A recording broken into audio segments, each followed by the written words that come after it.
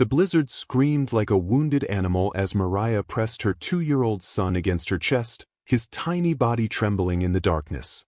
No heat. No light. No hope. Then came the knock, heavy, insistent, desperate. Through the frosted window, she saw him, an elderly white man, snow-covered and collapsing. Every instinct screamed danger. Every lesson her grandmother taught whispered mercy. She had 3 seconds to decide between fear and faith. Welcome to Stories by Jason. If you're settled in and ready for a good story, hit that subscribe button and tell me in the comments where you're watching from. I've got another exciting story coming your way tomorrow, and trust me, you don't want to miss it. Thank you so much for the love and support. You're truly appreciated, and I'm so grateful to have you here with me. Also, let me tell you something funny. Someone actually bet that I can't reach 1,000 subscribers before the end of this year, and honestly, I want to prove them wrong. So if you're watching this right now and you haven't subscribed yet, please hit that subscribe button and join the family. Reaching 1,000 subscribers is a very personal goal for me, and your support would mean the world to me. Thank you for believing in me and being part of this journey. And before you go, drop your name and location in the comments. I'd love to give you a special shout-out in my next video introduction. The wind didn't howl, it screamed. Mariah Jackson pulled another blanket around her 2-year-old son, Marcus, feeling the terrible stillness of his small body against her chest. His breathing was shallow, too shallow, and his skin had taken on a grayish pallor that terrified her more than the brutal cold seeping through every crack in the ancient apartment walls. The power had gone out 4 hours ago. 4 hours in a Detroit blizzard that meteorologists were already calling historic. 4 hours of watching the temperature inside her apartment drop from barely tolerable to life-threatening. 4 hours of her landlord not answering his phone, of emergency services being overwhelmed, of realizing with crystalline clarity that she and her baby might not survive until morning. Mariah was 26 years old, but tonight she felt ancient. Exhausted. Used up. She'd been laid off from her job at the call center 3 weeks before Christmas, restructuring, they called it, though she knew it was because she'd filed a complaint about her supervisor's racist comments. Her unemployment claim was still processing. Her savings had evaporated paying December's rent. The $7 in her checking account and the $10 bill tucked in her wallet represented her entire fortune. The refrigerator held half a gallon of milk, some crackers, and a jar of peanut butter she was rationing. And now this. The blizzard had started at noon, gentle flakes that quickly became a white wall of fury. By evening, the streets were impassable, cars abandoned mid-block, the city grinding to a frozen halt. Then the power grid failed, neighborhood by neighborhood, leaving thousands in the dark.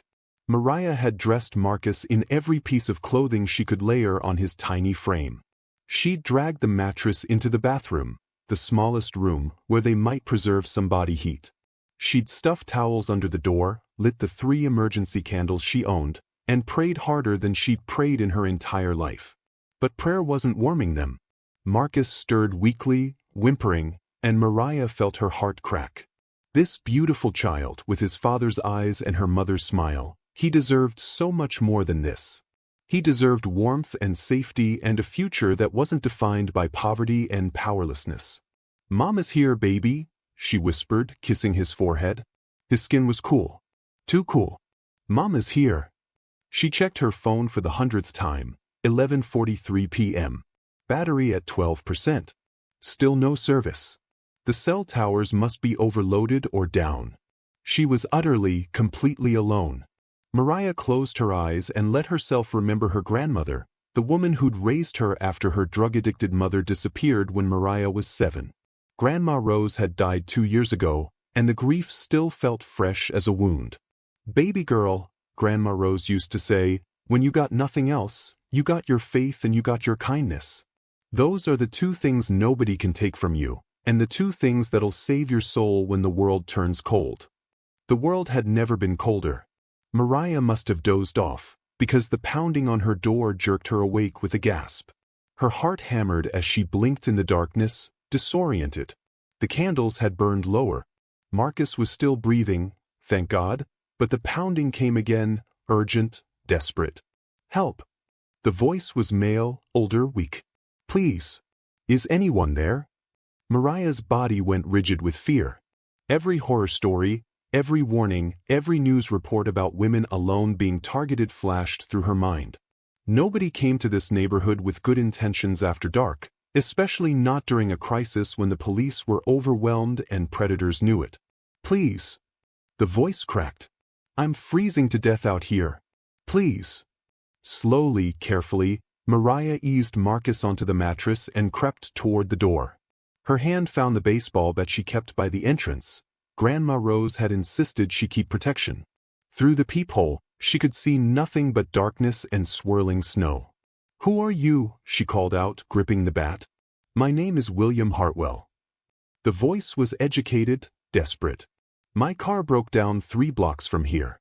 I've been walking for, I don't know how long. I can't feel my legs. Please, I'm not here to hurt you. I'm dying out here. Mariah pressed her forehead against the door. Every logical part of her brain screamed that this was a trick, a con, a trap. Women like her didn't open doors to strange men in the middle of the night. Women like her ended up on the news, another tragedy, another statistic. But another voice, Grandma Rose's voice, whispered different words. The Lord sends angels in strange packages, baby girl. Sometimes the person who needs help is the one come to help you. You judge folks by their character, not their appearance. You help the traveler, even when you're afraid. Please, the man said again, and this time Mariah heard something beyond desperation. She heard resignation. Acceptance. The sound of someone preparing to die. Mariah made her decision in a heartbeat. She unlocked the door. The man who nearly fell into her apartment was elderly, 75, maybe 80, with a shock of white hair plastered to his skull and a face literally blue with cold. He wore an expensive wool coat crusted with ice, leather gloves frozen stiff on his hands, and dress shoes completely inadequate for a blizzard. His legs buckled the moment he crossed the threshold, and Mariah barely caught him before he collapsed. Oh God, she breathed. He was so cold. Dangerously cold. She could feel it radiating off him like anti-heat. Thank you, he managed through chattering teeth. Thank you, thank you. Mariah kicked the door shut and half-dragged, half-carried him toward the bathroom. He was tall but thin, and adrenaline gave her strength she didn't know she possessed. She propped him against the wall and started tearing at his frozen clothes with shaking hands. We have to get these off you, she said, her emergency room training from the CNA course she'd taken years ago kicking in. Hypothermia. You're hypothermic. We need to warm you slowly. The coat came off. The gloves. The ice-soaked shirt beneath. His skin was mottled, his lips nearly purple. Mariah wrapped him in her precious blankets, the ones she'd been using to keep Marcus warm, and pulled him into the bathroom where the candles still flickered. What's your name? She asked, rubbing his arms, trying to generate friction, warmth, life. William, he whispered. William Hartwell. I'm Mariah. Mariah Jackson. You're going to be okay, William. You're going to be okay. But she wasn't sure. She wasn't sure of anything except that she'd just invited a stranger into her home during the most vulnerable night of her life, and now she was responsible for keeping 3 people alive instead of 2. Marcus whimpered from the mattress, and Mariah's attention split. Her son. This stranger. The cold pressing in from all sides. The candles burning lower. You have a child, William said, his voice a little stronger. His eyes, she could see them now in the candlelight, pale blue and sharp despite his condition, focused on Marcus with an expression she couldn't read. My son. Marcus. He's 2. Mariah positioned herself between them instinctively. He's sick. The cold. Then we need heat. William tried to sit up straighter, failed. Your power. Out for hours.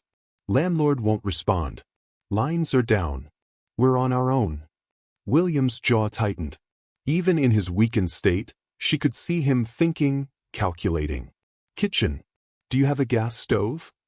Yes, but... Light it. All the burners. Oven too, door open. It's dangerous in theory, but it'll generate heat. We won't last until morning otherwise. His eyes met hers. You saved my life. Let me help save yours. Mariah stared at this stranger, this William Hartwell with his expensive clothes and educated accent and piercing blue eyes, and made her second impossible decision of the night. She trusted him. 20 minutes later, the kitchen stove blazed with blue flame, the oven door hung open radiating blessed warmth, and Mariah had moved Marcus and William into the living room where the heat could reach them. It was still bitterly cold, but it was survivable. Maybe. William had regained some color. He sat propped against the couch, wrapped in blankets, watching Mariah tend to Marcus with an intensity that made her nervous. "You're good with him," William said quietly. "He's my world."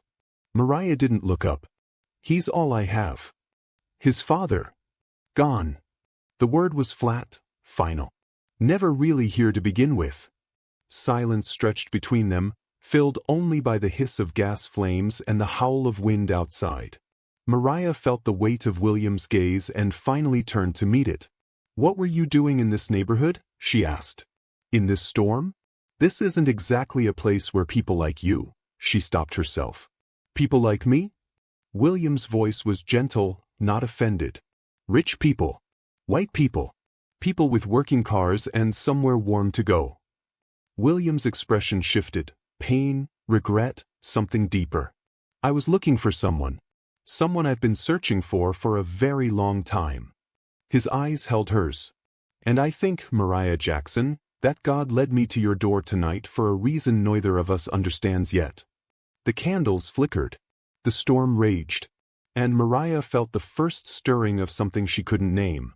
A sense that this night, this stranger, this impossible rescue was the beginning of something that would change everything. She just didn't know how much. The long night stretched into forever. Mariah dozed in fits and starts, jerking awake every 20 minutes to check Marcus's breathing, to add another blanket, to make sure the stove still burned. William slept more soundly, the sleep of someone whose body had been pushed past its limits and desperately needed restoration. She studied him in the flickering light. His face in repose looked younger somehow, less careworn. Distinguished features, even in sleep. The kind of bone structure that suggested privilege, generations of good nutrition and healthcare and security. His hands, when she'd pulled off the frozen gloves, had been soft, not the hands of someone who'd worked manual labor. Whoever William Hartwell was, he came from a different world than hers. Around 3 a.m., he stirred, his eyes opening slowly. For a moment he looked confused, disoriented. Then memory clicked into place and his gaze found her. "You're still here," he said softly. "Where else would I be?" Mariah managed a tired smile. "This is my apartment." "I meant, you're still watching over me. After everything." William pushed himself more upright, wincing. "How's your son?" "Warmer. Breathing better." Mariah glanced at Marcus, curled in her lap. "I think we're going to make it to morning." "Thanks to you." William's voice carried a weight of emotion that seemed disproportionate to the circumstances. "You saved a stranger's life tonight. In a storm. When you had every reason to protect yourself first." Mariah shrugged uncomfortably. "My grandmother taught me to help people. Even when it's hard." "Your grandmother sounds like a remarkable woman." "She was." Past tense. It still hurt. "Rose Jackson. She raised me after my mother left. Taught me everything important, how to pray, how to cook, how to stand up for what's right even when you're scared." Mariah's throat tightened. "She died 2 years ago. Diabetes complications. I couldn't afford the medical bills at the end." The shame of that still burned. Watching Grandma Rose deteriorate while Mariah juggled 3 jobs and still couldn't keep up with the hospital costs, the insulin, the specialists. Watching the woman who'd saved her life slowly slip away because Mariah couldn't save hers in return. "I'm sorry," William said, and something in his tone made her look up sharply. His eyes were wet. "Losing the people who raised us, who loved us, it's a grief that never quite heals. You lost someone too." It wasn't a question. Mariah could see it in the way his shoulders hunched, the way his hands trembled slightly. William was quiet for a long moment. When he spoke, his voice was barely audible over the storm. "I lost my daughter 38 years ago. Her name was Elizabeth." Mariah's breath caught. The rawness in his voice was almost unbearable. She was 19, William continued, staring at nothing. Beautiful. Brilliant. Full of fire and conviction. She fell in love with a young man at college. A good man, I thought, though my wife disagreed. Michael Johnson. He was black. The word hung in the air between them, loaded with implications.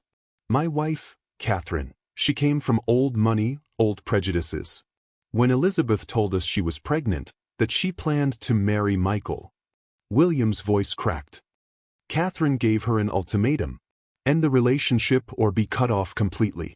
No money, no family, no home. And Elizabeth chose love, Mariah said quietly. She chose love. William's tears fell openly now. And I, God forgive me, I let my wife force me into a choice. Catherine or Elizabeth. My marriage or my daughter. I thought. He laughed bitterly. I thought I could fix it later. I thought Elizabeth would come back. I thought my wife would soften with time. I was a coward and a fool. What happened? Elizabeth married Michael. They moved to Detroit, his hometown. I sent letters, called, but she didn't respond. She wanted nothing to do with us. With me. William's hands clenched. Then, 6 months after she left, she went into labor early. Something went wrong. Michael called the hospital, but she was hemorrhaging. By the time the ambulance arrived, he couldn't finish. He didn't have to. She died in childbirth, Mariah whispered. She died alone in a city far from home, cut off from her family because I didn't have the spine to stand up for what was right. William's voice was raw with decades of guilt. The baby survived, a little girl. Michael's mother took custody. Michael himself spiraled after Elizabeth's death, grief, depression. He died 2 years later. Car accident, but I always wondered if... Mariah closed her eyes. The weight of this story, this tragedy, pressed down on her chest. And the baby? Vanished into the system. Michael's mother, Sarah Johnson, had some kind of breakdown. She was hospitalized. The baby was placed in foster care. By the time I learned all this, by the time I divorced Catherine and started trying to make amends, the trail had gone cold. Sealed adoption records, lost paperwork, caseworkers who'd moved on. William looked directly at Mariah.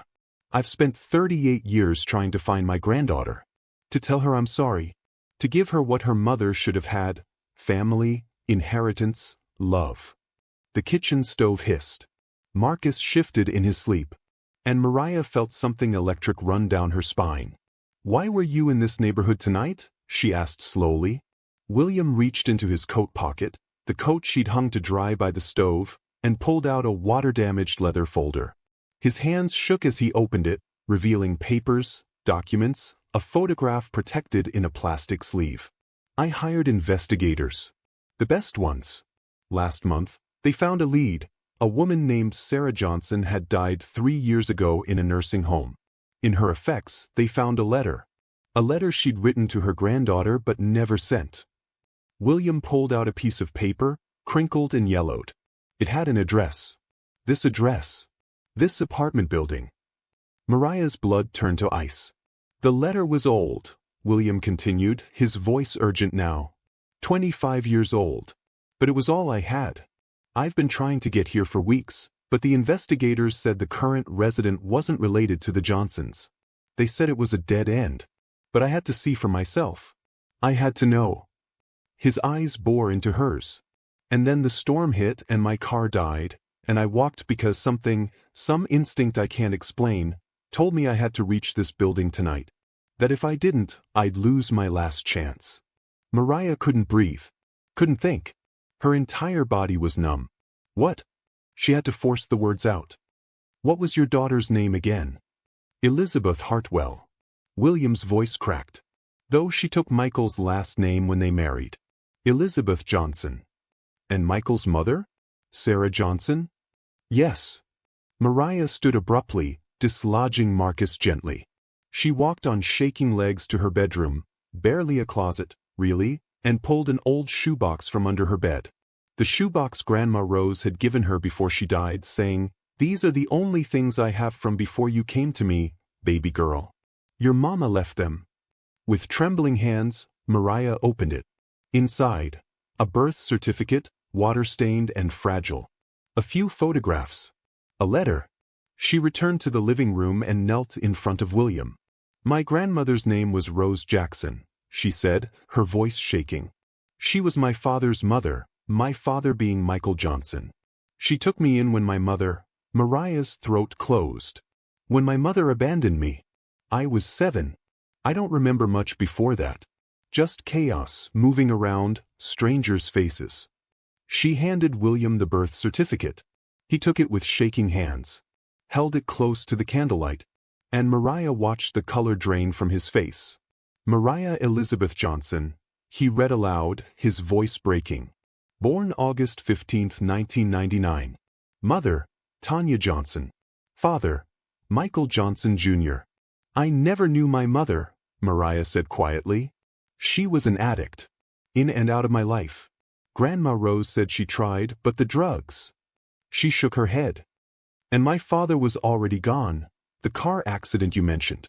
I only know him from stories." William looked up at her, and the devastation in his eyes was absolute. "Michael Jr. Elizabeth and Michael's son.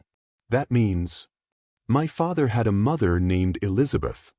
Mariah's hands shook as she handed him the photographs. "Grandma Rose showed me once. Said this was the grandmother I never knew. Said she died giving birth to my dad." William stared at the photograph. A young woman, radiantly beautiful, with dark hair and sharp blue eyes and a smile that lit up the frame. Beside her, a young black man, his arm around her shoulders, both of them glowing with happiness. "Elizabeth," William breathed. "Oh God, Elizabeth." He looked from the photograph to Mariah's face, and she watched the realization hit him like a physical blow. "You have her eyes," he whispered. "I thought, when I first saw you, something felt familiar, but I told myself I was delirious, hypothermic, imagining things. But you have Elizabeth's eyes. Your mother's eyes." Mariah felt like the floor had dropped away beneath her. "You're saying you're your great-grandfather?" William's tears fell freely now, splashing onto the photograph. "Right. Your grandmother, Elizabeth, was my daughter. Which makes you your great-granddaughter." The words hung in the air between them, impossible and undeniable. The storm howled outside. The stove hissed. Marcus slept on, innocent of the fact that his entire world had just shifted on its axis. "I've been looking for you," William said, reaching out with shaking hands to cup Mariah's face. "For 38 years I've been looking for you. And you saved my life tonight. You opened your door in the middle of a blizzard, when you had nothing, and you saved me." Mariah started to cry, deep, wrenching sobs that came from a place she'd kept locked away for 26 years. The place where orphaned children hide their grief. The place that aches with questions about where you came from and why you were left behind and whether anyone in the world truly claims you. William pulled her into his arms, this stranger who wasn't a stranger, this man who was family in the most profound and unexpected way, and held her while she wept. "You're not alone," he whispered fiercely. "Do you hear me, Mariah? You have never been alone. I have been searching for you across time and grief and every obstacle, and I will never stop claiming you. You are my blood. You are Elizabeth's legacy. You are wanted and loved and found." Outside, the storm raged on. But inside that cold apartment, with the gas stove burning and a 2-year-old sleeping peacefully, two people who'd been lost for decades finally found their way home. They talked through the rest of the night. William, gaining strength with each hour, told Mariah everything.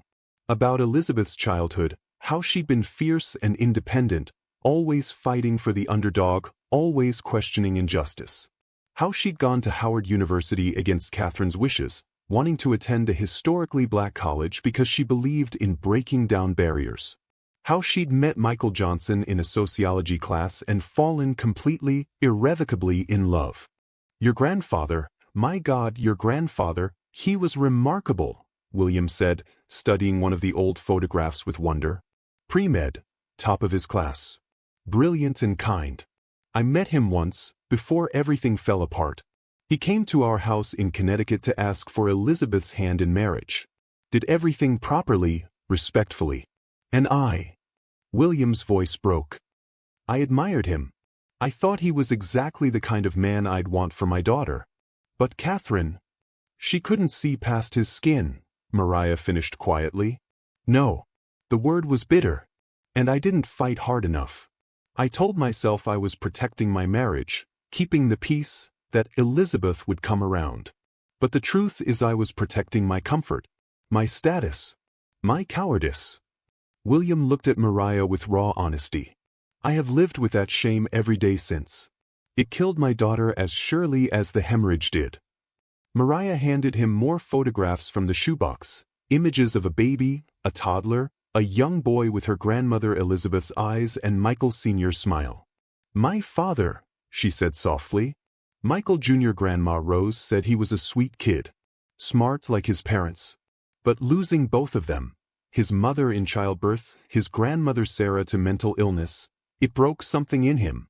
He tried to hold it together, but trauma is a thief, William said quietly.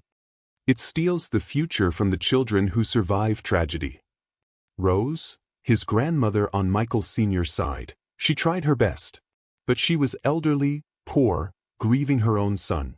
When my father grew up, he followed the same path. Fell in love, had a child, me, but he couldn't break the cycle. The depression, the recklessness, the car accident. Mariah's voice hardened. And my mother, Tanya, she was using before I was born. After my father died, she spiraled completely. Rose took me in when I was 7, and I barely remember Tanya after that. A few scattered visits, always high, always making promises she never kept. Where is she now? Dead. Overdose. I was 14. Mariah felt the familiar numbness that came with that particular grief. I didn't cry at the funeral. Grandma Rose said that was okay.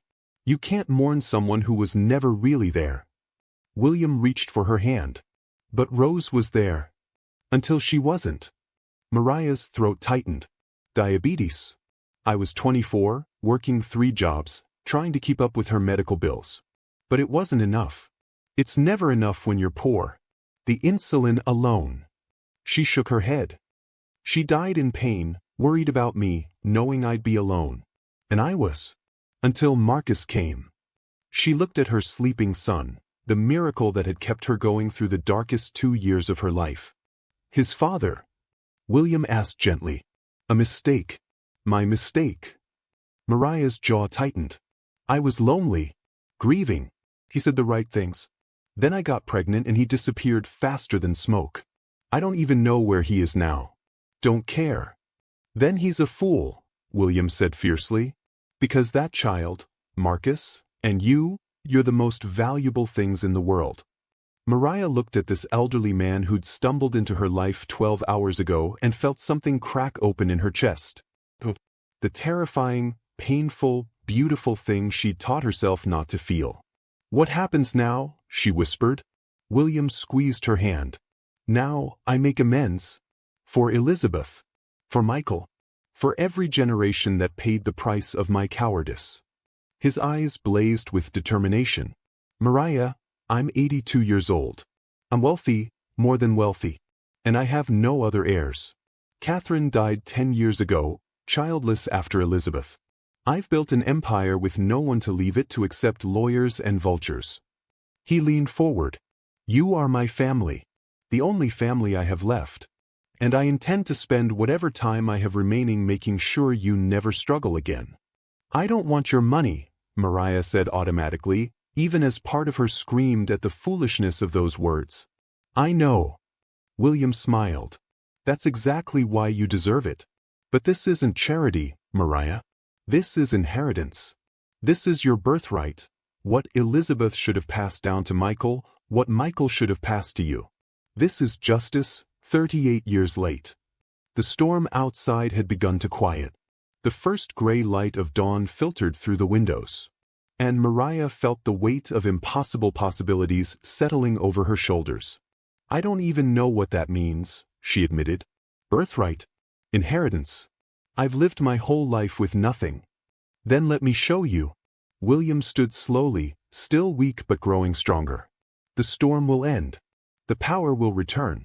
And when it does, we're going to start building the life you and Marcus deserve. The power returned at 8:47 a.m. on New Year's Day. Mariah was dozing against the couch, Marcus curled in her lap, William wrapped in blankets beside her, when the lights suddenly blazed to life. The refrigerator hummed. The heater kicked on with a glorious rush of warm air. They all jolted awake, blinking in the sudden brightness. "Thank God," Mariah breathed, feeling Marcus stir against her. "Oh, thank God." William was already reaching for his phone, charging it in the outlet he'd found earlier. As it powered on, it immediately started buzzing, dozens of missed calls, texts, voicemails. He scrolled through them with shaking hands, then looked at Mariah. "My driver, my staff, they've been trying to reach me all night. When my car broke down, I told my driver to go get help, but the storm was too severe. He's been panicking." William started typing rapidly. "I'm telling him I'm safe. And I'm telling him to come here immediately." "Here?" Mariah felt a flutter of panic. "William, this apartment is..." "Perfect," William said firmly. "This apartment saved my life. And it's where I found you. There's no shame in that, Mariah. Only grace." Within an hour, the building's intercom buzzed. Mariah answered to find a frantic man identifying himself as James, Mr. Hartwell's driver and assistant. She buzzed him up, suddenly acutely aware of the apartment's shabbiness, the peeling paint, the second-hand furniture, the general air of barely scraping by that defined her life. When James burst through the door, his relief was palpable. He was a middle-aged black man, impeccably dressed despite the weather, and his eyes went immediately to William. "Mr. Hartwell. Thank God. We've been out of our minds. The storm, your phone dead, the car abandoned." He stopped, taking in the scene. William wrapped in blankets, Mariah standing protectively with Marcus on her hip, the makeshift nest of survival they'd created. "James." William's voice was steady. "I'm fine. More than fine. This young woman, Mariah Jackson, she saved my life last night. Took me in when she had every reason not to. Kept me alive through the storm." James turned to Mariah, and she saw the calculation in his eyes, assessing, judging, wondering what angle she was working. She'd seen that look before, from social workers and bill collectors and anyone else who assumed poverty meant moral bankruptcy. "Thank you, miss," James said carefully. "Mr. Hartwell is very important to a lot of people. We're grateful."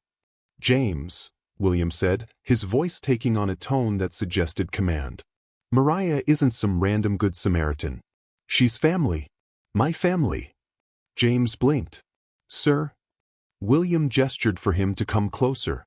In low, urgent tones, he explained, the search for Elizabeth's granddaughter, the investigator's trail, the storm that had led him to this exact apartment, the birth certificate and photographs that proved beyond doubt who Mariah was. Mariah watched James's expression transform from skepticism to shock to wonder. "She's your great-granddaughter," James breathed. "After all these years. You found her." "She found me," William corrected. "And now we're going to make everything right." The next hours passed in a blur that felt surreal. James made calls, to lawyers, to investigators, to staff members. A doctor arrived to check William and Marcus, declaring both on the road to recovery. A woman named Patricia showed up with bags of food, real food, hot and abundant, and Mariah found herself crying over something as simple as a warm meal. William sat at her tiny kitchen table, Marcus on his lap, and laid out documents while various professionals arrived and departed. "This is your grandmother Elizabeth's trust," he explained, pointing to official-looking papers. "I set it up years ago, hoping that someday I'd find her heir. It's been growing for 38 years. The current value is..." He showed her a number that made Mariah's vision swim. That can't be real." "It's very real. And it's yours." William pulled out more documents. "This is the deed to a property in Connecticut, Elizabeth's childhood home. I've kept it maintained all these years, waiting. And this," he handed her a leather portfolio, "is information on the Hartwell Foundation, my primary legacy. education grants, medical research, community development. I've been running it alone, but I want you involved. I want Marcus to grow up knowing he can change the world. Mariah couldn't speak, couldn't process. The numbers, the properties, the possibilities, they belonged to someone else's life, not hers. I know this is overwhelming, William said gently, and we'll take it slow. But Mariah, I need you to understand something. He took both her hands. This isn't charity. This isn't some wealthy old man's guilt money. This is your inheritance. Elizabeth was my only child. Her line is the only family I have. By law, by blood, by every right that matters. This belongs to you and Marcus. But I didn't earn it, Mariah whispered. Neither did I. William's voice was fierce. I was born into wealth I didn't earn. I inherited money I didn't work for. The only difference between us is that I had the luck of the right skin color and the right last name. You have fought and survived and raised a child alone with nothing but your grandmother's lessons and your own courage. If anyone has earned this, it's you. Patricia, who turned out to be William's longtime assistant and friend, sat down beside them. Mariah, she said gently, I've worked for Mr. Hartwell for 20 years. I watched him search for you. I watched him refuse to give up hope even when every trail went cold. This isn't about money. It's about family. It's about him getting one last chance to be the grandfather he should have been from the beginning. William's eyes were wet. I failed Elizabeth. I failed your grandfather Michael and your father Michael Jr. I can't change that. But I can make sure I don't fail you and Marcus. Please, let me do this. Let me be family. Mariah looked at Marcus, happily playing with the expensive toys Patricia had brought, his eyes bright and healthy in the warm apartment. She thought about Grandma Rose, who'd loved her through everything but died worrying because Mariah couldn't afford decent care. She thought about her mother and father and grandmother Elizabeth, all the broken branches of a family tree that should have been so different. Okay, she said finally. Okay. William's relief was visible. He pulled her into an embrace, and Mariah felt something shift, a burden she'd carried so long she'd forgotten it was there, finally beginning to ease. We're going to start immediately, William said. First, a new apartment, somewhere safe, warm, with room for Marcus to play. Then we're getting you proper health care, both of you. Legal representation to formalize everything. And, he paused. I want to do a DNA test. Not because I doubt you, but because I want it officially documented. For your protection as much as mine. Of course, Mariah said. The practical side of her brain was kicking in, past the shock. That makes sense. And then, William continued, his voice taking on a tone of absolute determination, we're going to tell your story. The whole story. Elizabeth and Michael's love. The bigotry that tore them apart. The generations of trauma that followed. And the miracle of New Year's Eve that brought us together. He looked directly at her. People need to know that racism has consequences. That prejudice destroys families. That 38 years of grief could have been prevented if I'd had the courage to stand up for what was right. You don't have to, Mariah started. I do. William's voice was steel. I'm an old man with more money than God and nothing left to lose. If I can't use my privilege to tell the truth now, then what was it all for? He squeezed her hand. Your grandmother Elizabeth would have fought. Your grandfather Michael would have demanded justice. It's time I lived up to their legacy. Mariah felt tears streaming down her face. I don't know how to do this, she admitted. How to be someone with resources. With family. With hope. Neither do I, William said honestly. But we'll learn together. And Mariah, his voice cracked. Thank you. Thank you for opening that door. Thank you for seeing past my appearance. Thank you for giving me this chance. I almost didn't, Mariah confessed. I was so scared. But you did. And that's everything. William pulled back to look at her face, his own eyes blazing with emotion and purpose.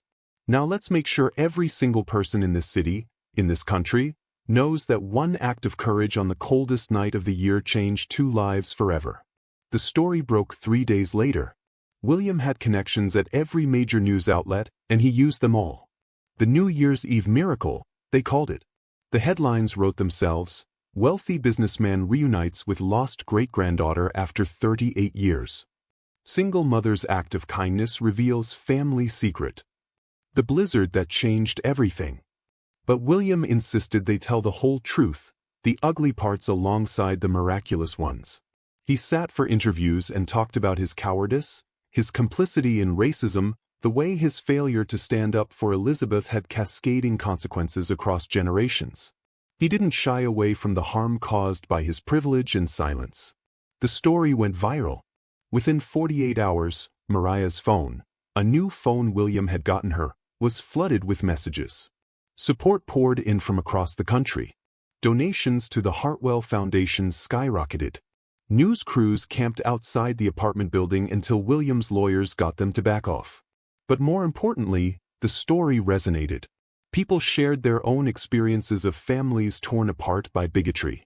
Interracial couples reached out with their own stories of struggle and triumph. Adoption advocacy groups highlighted the systemic failures that had kept Mariah and William apart for decades. Organizations working on racial justice used the story as a teaching moment about how individual acts of prejudice create generational trauma. "I never wanted to be famous," Mariah admitted to Patricia one afternoon, as they sorted through her belongings in preparation for the move to a new apartment in a much better neighborhood. "You're not famous," Patricia said gently. "You're visible. There's a difference. Famous means people care about your life. Visible means your life teaches something important." Within 2 weeks, Mariah's life had transformed in ways she still couldn't fully process. The trust fund was real. The inheritance was real. The DNA test came back confirming what they already knew in their hearts. She was Elizabeth Hartwell's great-granddaughter, William's lost family, the final piece of a puzzle he'd been trying to solve for 38 years. William bought her a beautiful brownstone in a tree-lined neighborhood with excellent schools. He set up a separate trust for Marcus's education, preschool through graduate school, fully funded. He introduced her to financial advisors who would help her manage her inheritance wisely. He hired a therapist to help her process the trauma of poverty and abandonment and sudden wealth. But more than the money, he gave her something Mariah had never truly had: family. They had dinner together 3 times a week. William attended Marcus's doctor appointments and played on the floor with the toys Mariah had once only dreamed of affording. He showed her photographs of Elizabeth as a child, teenager, young woman, and Mariah saw herself in every image, the genetic echo of a grandmother she'd never known. "She would have loved you," William said one evening as they sat in Mariah's new living room watching Marcus sleep peacefully in his actual bedroom. Not a corner of a studio apartment but a real room with a real bed and a nightlight shaped like a moon. "I wish I'd known her," Mariah said quietly. "You do know her.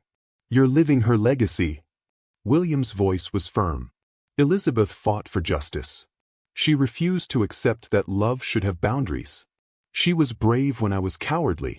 And Mariah," he turned to look at her directly, "when you opened that door on New Year's Eve, you were being exactly like her. Brave, compassionate, refusing to let fear dictate your choices." Mariah felt the truth of that settle into her bones. Grandma Rose used to say that kindness is the only thing we truly own, that everything else can be taken away. Rose Jackson was a wise woman. William smiled. "I wish I'd known her. I wish I'd been able to thank her for raising you so well." "She would have liked you," Mariah said, "once she got over the shock." They both laughed and it felt good. Natural. Like family was supposed to feel. The weeks turned into months, and the story continued to ripple outward. William established the Elizabeth Hartwell Memorial Scholarship, full rides to college for young people from underserved communities, with a particular focus on supporting interracial families and children of single parents. The first recipient was a young woman from Detroit whose story mirrored Mariah's in heartbreaking ways. "I want to meet her," Mariah had said when William told her about the scholarship winner. "I was hoping you'd say that," William replied, "because I want you to present the scholarship. I want you to be the face of this program. Your story matters, Mariah. Your survival matters. And the next generation needs to see that it's possible to break the cycle."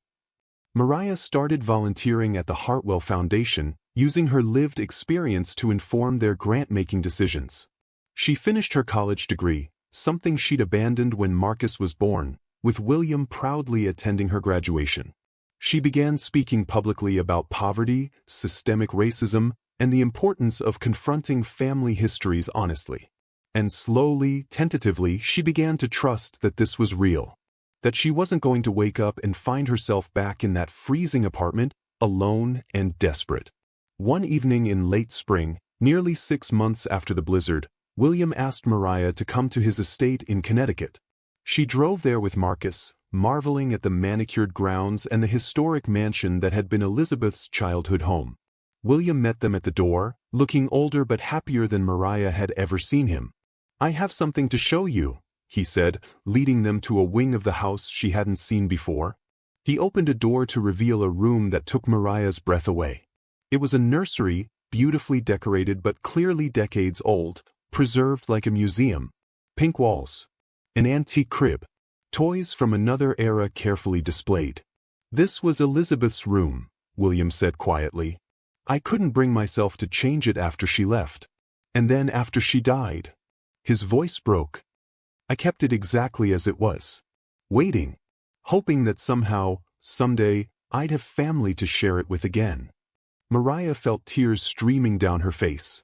"William, I want you to have it," he said. "Not this room. We can update the whole wing, make it appropriate for Marcus, for any future grandchildren you might give me. But I want you to know that this house is yours now. You and Marcus. This is where Elizabeth grew up. This is where your family history lives. And I want you to fill it with new memories, new hope, new life." Marcus toddled over to the antique toys, his eyes wide with wonder. William knelt down beside him, and Mariah watched her great-grandfather and her son play together. 2 generations finally connected across the chasm of years and grief. "I never thought I'd have this," she whispered. "Neither did I." William looked up at her, his eyes bright with unshed tears. "Mariah, I'm 83 years old. I don't know how much time I have left. But I thank God every single day that He led me to your door in that blizzard. That He gave me this chance to know you, to love Marcus, to try to make amends for my failures." "You've done more than make amends," Mariah said fiercely. "You've given me everything." "No." William stood slowly, taking her hands. "You gave me everything. You gave me a reason to believe that redemption is possible. That it's never too late to choose courage over cowardice. That mercy is the most powerful force in the universe." He pulled her into an embrace. "You saved my life that night in every way that matters. And I will spend every remaining day I have making sure you know how extraordinary you are." They stood there together, 3 generations united by tragedy, separated by racism and fear, and finally, miraculously reunited by one act of compassion on the coldest night of the year. Outside, spring was beginning to bloom. The world was warming. And Mariah Jackson, once alone, once hopeless, once convinced she was invisible, stood in the center of her grandmother's childhood home and felt, for the first time in her life, that she truly belonged. "Thank you, Grandma Rose," she whispered, knowing somehow that the woman who'd raised her was watching. "Your lessons saved us all." Marcus laughed, pure and joyful, and William smiled through his tears, and Mariah closed her eyes and let herself believe in miracles. Because she was living one. What would you have done in Mariah's shoes? Would you have opened that door? Would you have risked everything, your safety, your child, your life, to help a stranger freezing in a blizzard? Most people would have walked away. Most people would have convinced themselves it was too dangerous, too risky, that self-preservation comes first. And honestly, no one would have blamed Mariah if she'd kept that door locked and let fate take its course. But she didn't. And that choice, that single moment of courage when everything in her screamed to play it safe, changed 2 lives forever. This story destroys me every single time I think about it. Because how many moments like this do we walk past every day? How many times do we let fear or prejudice or exhaustion keep us from extending mercy? How many miracles do we miss because we can't see past our own assumptions? Mariah was broke, alone, and terrified. She had every reason to protect herself first. But somewhere deep in her soul, Grandma Rose's voice was stronger than her fear. Help the traveler, even when you're afraid. And William, an old man who'd spent 38 years carrying the guilt of cowardice, got one last chance at redemption because a young black woman refused to judge him by his appearance.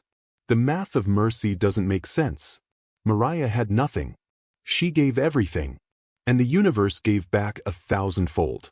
If this story made your heart hurt in the best way, if it reminded you that kindness is never wasted, that courage matters, that it's never too late for justice or restoration or love, then I need you to do something for me right now. Smash that like button if you believe mercy is more powerful than fear.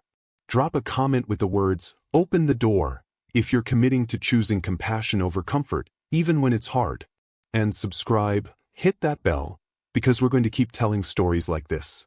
Stories about ordinary people doing extraordinary things. Stories about justice delayed but not denied. Stories about the moment everything changes because someone refused to give up on humanity. We're building a community here. People who believe that the world can be better, that generational trauma can be healed, that one act of bravery can ripple across decades. You belong here. Your story matters here. And together, we're proving that love is always stronger than hate, that mercy is always stronger than fear, and that it's never, ever too late to choose courage. Don't let this be just another video you scroll past. Be part of the movement. Like, comment, subscribe, and share this with someone who needs to remember that miracles still happen when we open the door.